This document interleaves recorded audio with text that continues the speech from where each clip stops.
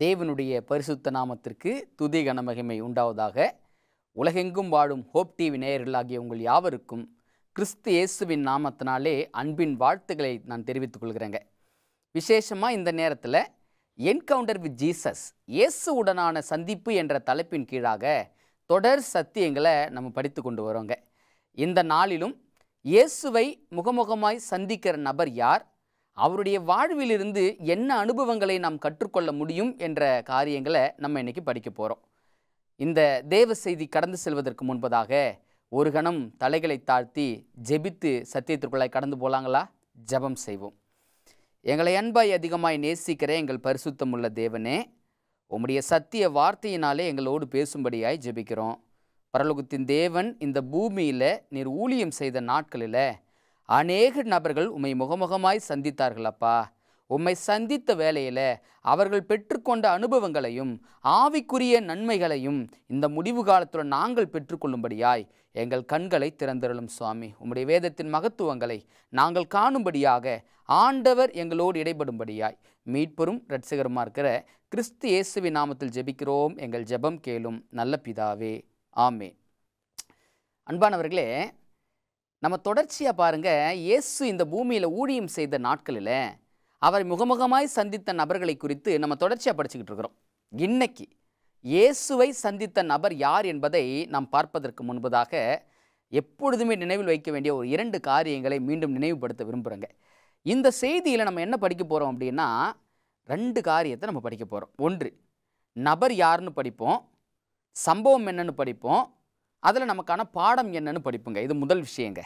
அதே போல் இந்த சம்பவத்தை படிக்கிற நாம் பவுல் அப்போஸ்தலன் சொல்கிறதன் அடிப்படையில் இவைகளெல்லாம் திருஷ்டாந்தங்களாக அவர்களுக்கு சம்பவித்தது, முடிவு காலத்தில் நமக்கோ அது எச்சரிப்பு உண்டாகும்படி எழுதப்பட்டிருக்கிறதுன்னு சொன்னாரே. அப்போ இந்த சம்பவத்தில் விசேஷமாக முடிவு காலத்தில் வாழ்ந்து கொண்டிருக்கிற நமக்கு அதில் என்ன எச்சரிப்பு இருக்கிறது என்பதையும் நம்ம ஒரு கணம் பார்க்க போகிறோம்.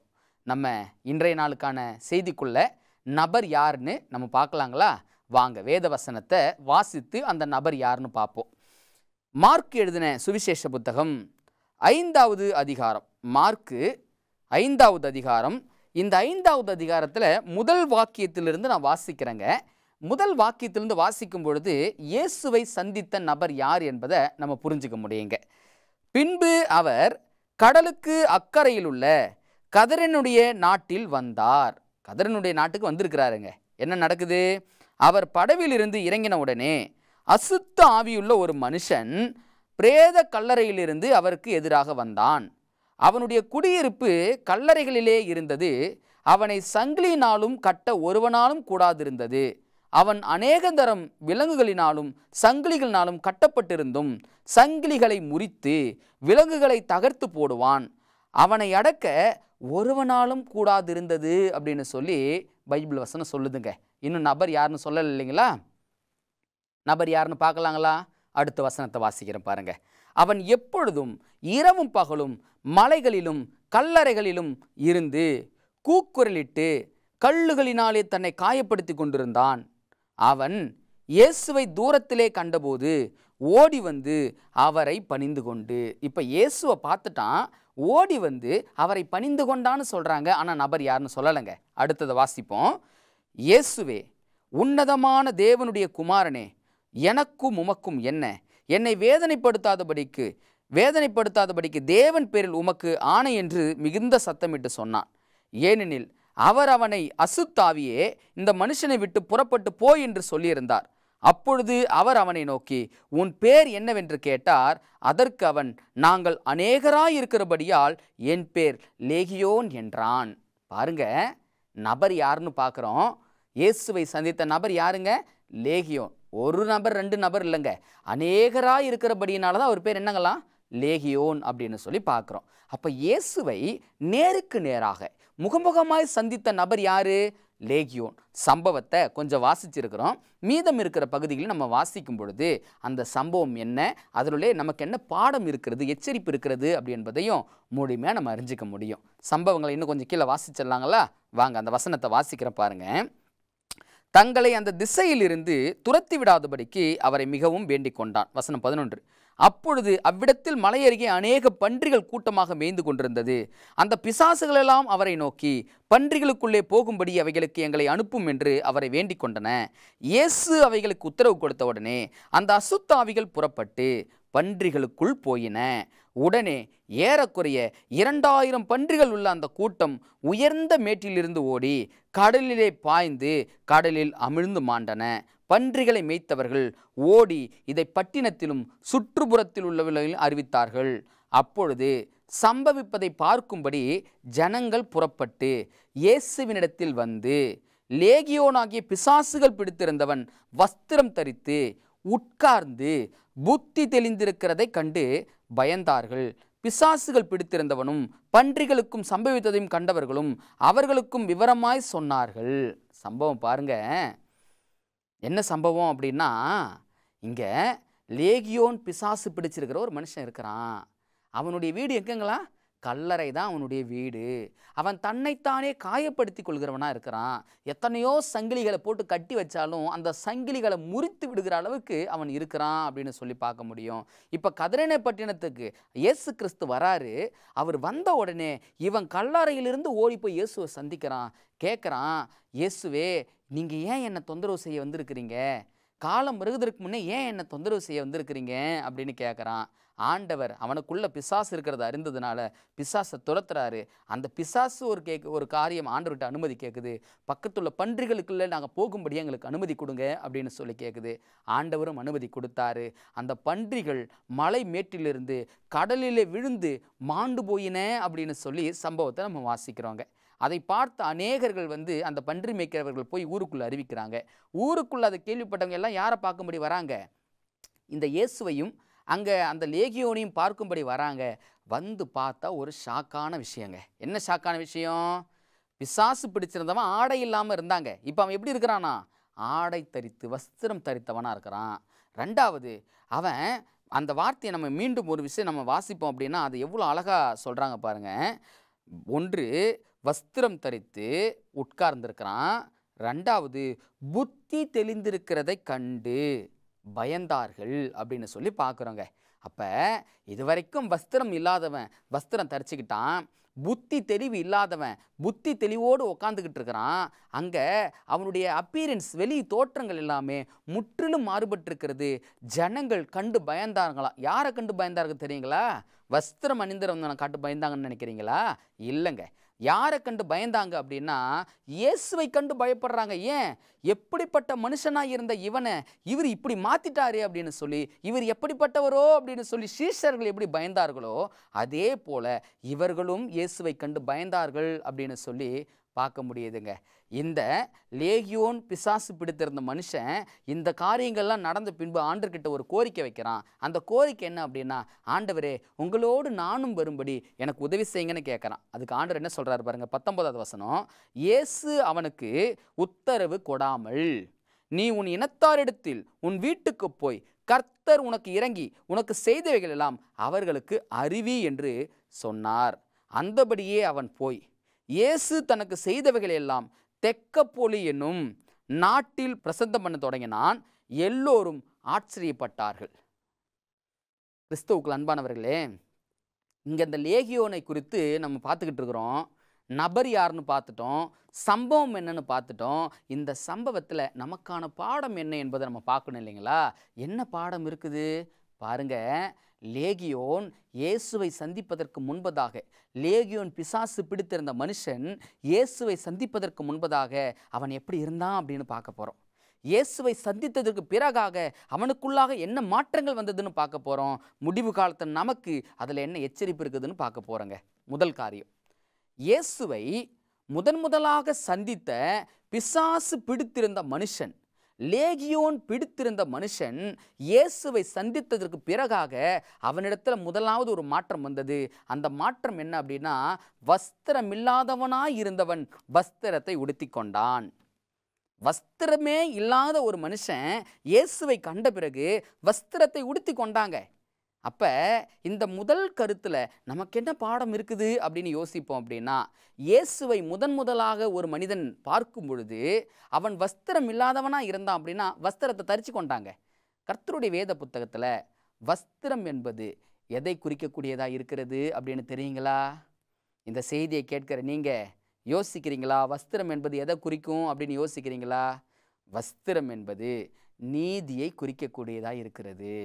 கர்த்தருடைய வேத புத்தகத்தில் வஸ்திரம் எதை குறிக்கிறதுன்னு நம்ம தேடி பார்த்தோம் அப்படின்னா, ஏசாயா புத்தகத்தில் ஒரு காரியம் இருக்குதுங்க, வெளிப்படுத்தல் புத்தகத்தில் ஒரு விஷயம் இருக்குதுங்க.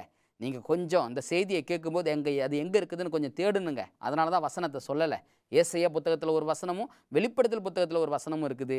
அங்கே வஸ்திரம் என்பது நீதியை குறிக்கக்கூடியதாக இருக்கிறது. முதல் காரியம்.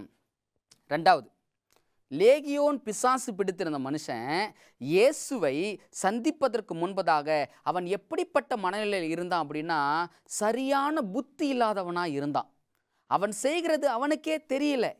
ஆனால் இயேசுவை சந்தித்ததற்கு பிறகாக அவன் எப்படி இருக்கிறான்? பைபிள் சொல்லுது, புத்தி தெளிந்து, த ரைட் மைண்ட் அப்படின்னு சொல்கிறாங்க. அப்போ அவன் சிந்தை சரியாக உள்ளவனாய் மாறினான் அப்படின்னு சொல்லி நமக்கு வேத புத்தகம் சொல்லி கொடுக்குதுங்க. முதல் காரியம் வஸ்திரம் தரிச்சுக்கிட்டான். ரெண்டாவது காரியம் புத்தி தெளிஞ்சிருந்தான்.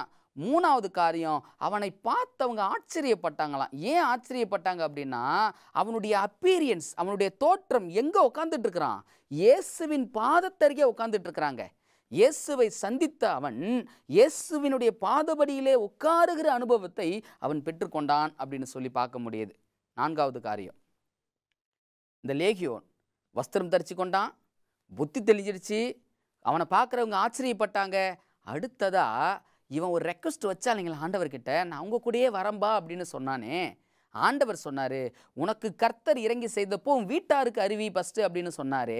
அவனும் புறப்பட்டு போனானே. இவன் புறப்பட்டு போய் என்ன செய்தான் தெரியுங்களா? வேத வசனம் சொல்லுது, தெக்கப்போலி என்னுடைய அந்த பட்டினங்களில் எங்கும் இயேசுவை பற்றி பிரசங்கம் பண்ணியிருக்கிறான். தெக்கப்போலி அப்படின்னா 10 பட்டினங்க. அப்போ இவன் எத்தனை பகுதிக்கு சத்தியத்தை சொல்லிக்கிறான்? 10 பட்டினங்களை இயேசுவை பற்றி சொல்லிட்டான். 10 பட்டினங்களும் இயேசுவை அறிந்தவர்களாகவே இருக்கிறார்கள் அப்படின்னு சொல்லி நம்ம பார்க்க முடியுதுங்க. கிறிஸ்துவுக்குள் அன்பானவர்களே, இன்னைக்கு இந்த சம்பவத்திலிருந்து சில ஆவிக்குரிய பாடங்களை ஆண்டவர் நம்ம கொடுக்க போகிறாரு. யோசிச்சு பாருங்க. வஸ்திரம் என்பது எதை குறிக்கக்கூடியதாக இருக்குதுன்னு சொன்னேன்? நீதியை குறிக்கக்கூடியதாக இருக்கிறது. இயேசுவை ஒரே ஒரு முறை சந்தித்த லேகியோன் நீதி எனும் வஸ்திரத்தை அவன் அணிந்து கொண்டான் என்றால், இன்னைக்கு இந்த முடிவு காலத்தில் வாழ்கிற நம்ம இயேசுவை சந்திப்பதற்கு வாரம் வாரம் சபைக்கு போகிறோங்க, தினந்தோறும் முழங்கால் படிட்டு ஆண்டவரை சந்திக்கிறங்க, வேத வசனத்தின் மூலமாக ஆண்டவரை சந்திக்கிறங்க. எல்லா வகைகளிலும் இயேசுவை நம்ம சந்திக்கிற அனுபவத்துக்குள்ளே தான் போயிட்டுருக்கிறோம். இத்தனை அனுபவங்களை பெற்றுக்கொண்ட நாம் ஆண்டவர் கொடுக்கக்கூடிய நீதியின் வஸ்திரத்தை தரித்து கொண்ட பிள்ளைகளாக இருக்கிறோமா? நீதியின் வஸ்திரம் நம்மிடம் உண்டா என்ற கேள்வியை தேவன் நம்ம மத்தியில் வைக்க பிரியாசப்படுறாருங்க. ஒரு பாவி பாவத்தை தேவனுடைய சமூகத்தில் ஒப்படைத்து அவன் பாவத்தை முழுவதுமாக தொலைத்தான் அப்படின்னா கிறிஸ்து நீதியை கொடுக்குறாருங்க. அப்போ நாம் கிறிஸ்துவை வாரம் வாரம் சந்திக்கிறோம், அனுதினமும் சந்திக்கிறோம். நாம் சந்திக்கிற நேரங்களிலே நாம் கிறிஸ்துவிடம் இருந்து நீதியின் வஸ்திரத்தை பெற்றுக்கொண்டோமா? வஸ்திரம் தரித்தவர்களாய் நாம் இருக்கிறோமா? என்ன அர்த்தம்? பாவமில்லாத வாழ்க்கை நம்மிடம் இருக்கிறதா?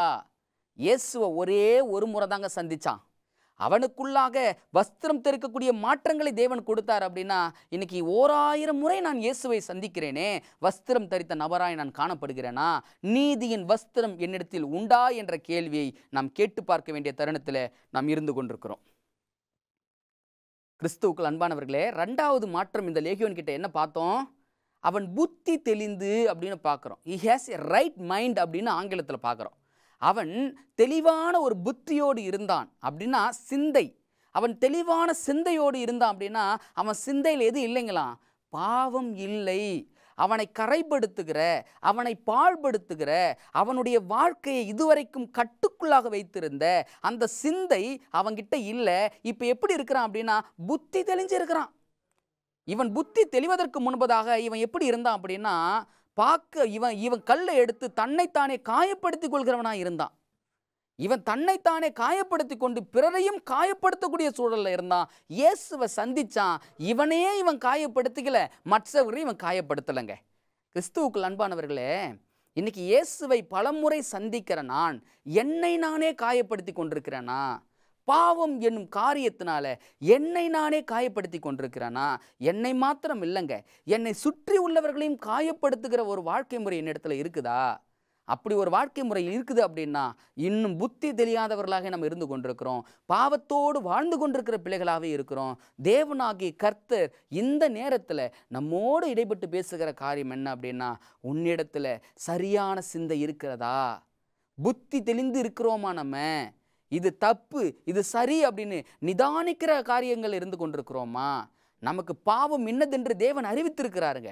அதை அறிந்திருந்தோம், அதில் தெளிவான பார்வையும் சரியான வாழ்க்கையும் இல்லை அப்படின்னா என்ன அர்த்தம்? இன்னும் நாம் புத்தி தெளியாதவர்களாகவே இருக்கிறோம்னு அர்த்தங்க.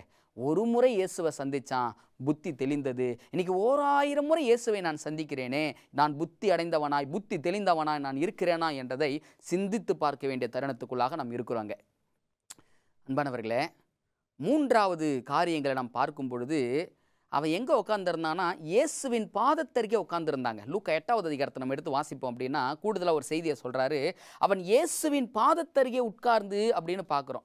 அப்போ இயேசுவின் பாதத்தருகே உட்காருகிற அனுபவத்தை அவன் பெற்றுக்கொண்டானே, இயேசுவை ஒரு முறை சந்தித்தவனாய் அந்த அனுபவம் அவனுக்குள்ளாக வந்தது அப்படின்னா இன்னைக்கு அநேக முறை இயேசுவை சந்திக்கிறேன்னா, ஒரு நாளைக்கு எத்தனை முறை இயேசுவின் பாதத்தில் அமர்கிறேன்?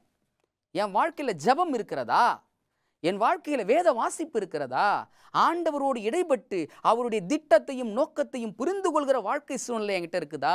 இயேசுவின் பாதத்தருகே உட்காருகிற அனுபவம் என் வாழ்க்கையில் எவ்வளவா இருக்கிறது என்பதை சிந்தித்து பார்க்க வேண்டிய தருணத்தில் நான் இருக்கிறேங்க. அன்பானவர்களே, அடுத்த அனுபவம் பாருங்க. வஸ்திரம் தரிச்சுக்கிட்டான், புத்தி தெளிஞ்சிடுச்சு, இயேசுவின் பாதத்தருகே உட்கார்ந்தான். இப்படியெல்லாம் செய்தவன் இறுதி என்ன செஞ்சான் அப்படின்னா, ஆண்டவர் சொன்னாரு, நீ போய் கர்த்தர் உனக்கு இறங்கி செய்ததை உன் வீட்டாருக்கு அறிவின்னு சொன்னாரு.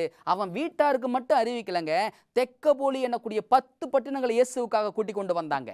ஒரு முறை இயேசுவை சந்தித்தவன் 10 பட்டினங்களை கூட்டி சேர்க்க அவனால் முடிந்தது அப்படின்னா, வாரம் வாரம் இயேசுவை நான் சந்திக்கிறேனே, தினம் தினம் இயேசுவை நான் சந்திக்கிறேனே, என் வாழ்நாட்களில் அனுதினமும் ஆண்டவரை நான் சந்திக்கிறேனே, சந்தித்த என்னிடத்தில் மாற்றங்கள் எங்கே?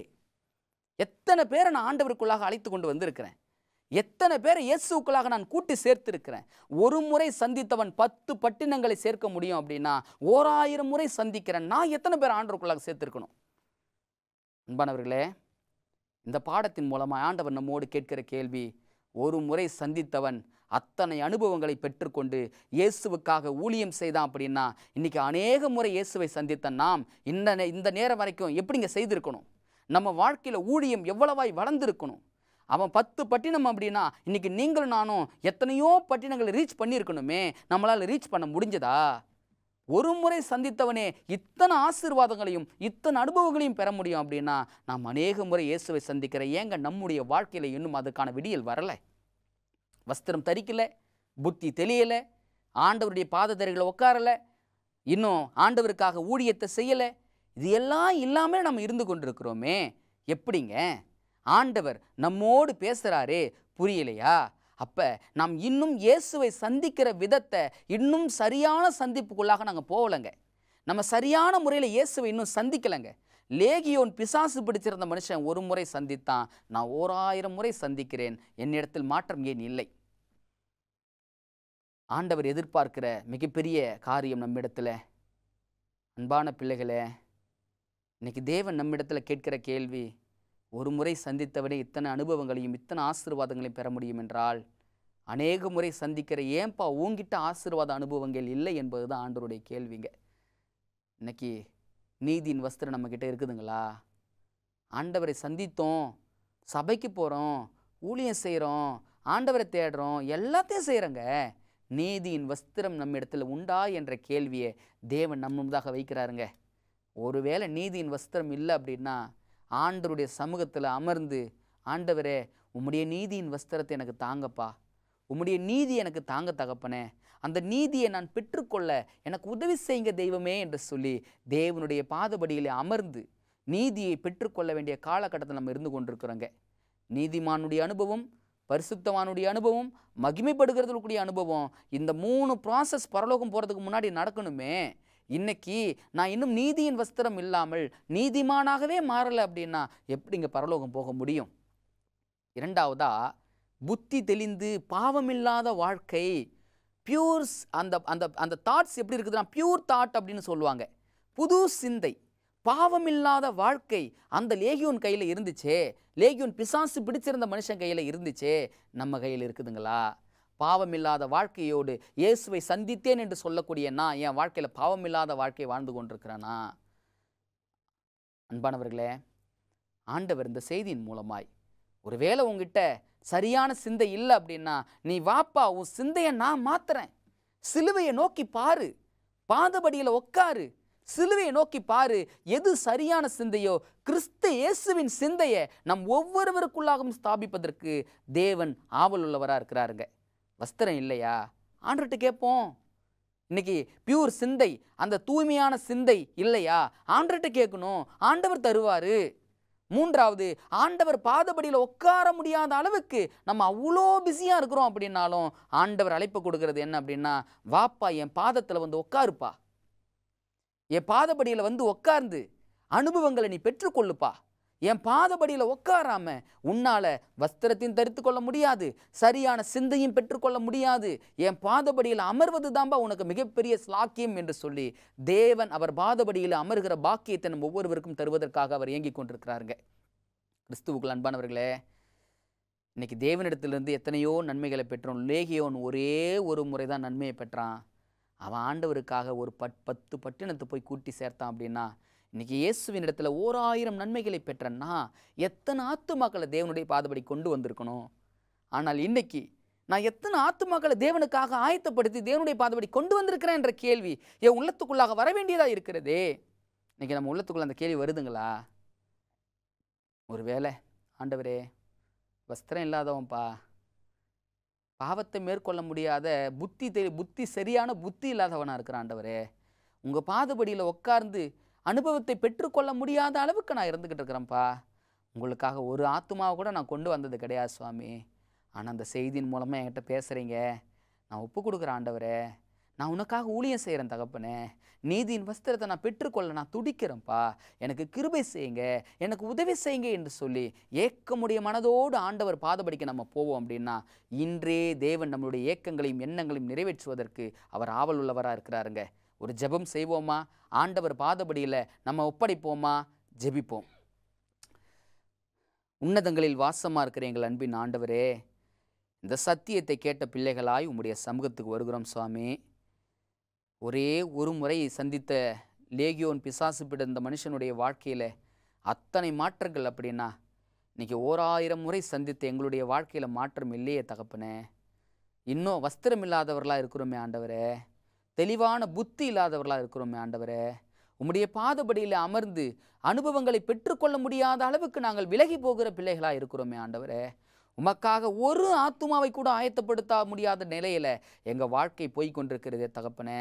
இது எல்லாவற்றையும் தயவாய் மன்னித்து ஆண்டவருக்காக நான் ஊழியம் செய்யணும், நீதியின் வஸ்திரத்தை தரித்து கொள்ளணும், இயேசுவுக்காகவே இந்த வாழ்க்கை என்று சொல்லி நான் ஒப்படைக்கிறேன் தகப்பனே, என்னை பயன்படுத்துங்க ராஜான்னு சொல்லி இந்த நேரத்தில் யாராவது தங்களை ஒப்படைப்பார்களே ஆனால் என் தேவனாகிய கர்த்தர் இந்த சத்தியத்தின் மூலமாய் அந்த பிள்ளைகளை பரிசுத்தப்படுத்தி லேகியோன் பிசாசு பிடித்த மனுஷனுக்கு கிடைத்த அனைத்து ஆசீர்வாத அனுபவங்களையும் எங்கள் ஒவ்வொருவருக்கும் தந்து வழிநடத்தும்படியாய் மீட்பெரும் இரட்சகருமா இருக்கிற கிறிஸ்து இயேசுவின் நாமத்தில் ஜெபிக்கிறோம். எங்கள் ஜெபம் கேளும். கிருபையும் இரக்கமும் தயவும் நிறைந்த எங்கள் பரலோகத்தின் பரமபிதாவே, ஆமேன். கிறிஸ்து இயேசுவுக்குள் அன்பானவர்களே, இந்த அற்புதமான நேரத்தில் இயேசுவுடனான சந்திப்பு என்ற தலைப்பின் கீழாக நம்ம தொடர்ச்சியாக படித்து கொண்டிருக்கிறோம். இந்த நாள் செய்தியின் மூலமாய் தேவன் நம் அனைவரையும் சந்தித்தார். மீண்டும் ஒரு செய்தியில் தேவன் நம்மை சந்திக்கும் வரை நாம் யாவரும் ஆண்டவருடைய பாதபடியில் அமர்ந்து ஜெபிக்கிற ஸ்லாக்கியத்தையும் பாக்கியத்தையும் பெற்றுக்கொள்வோம். கர்த்தர் நம் அனைவரையும் ஆசீர்வதிப்பாராக. ஆமென்.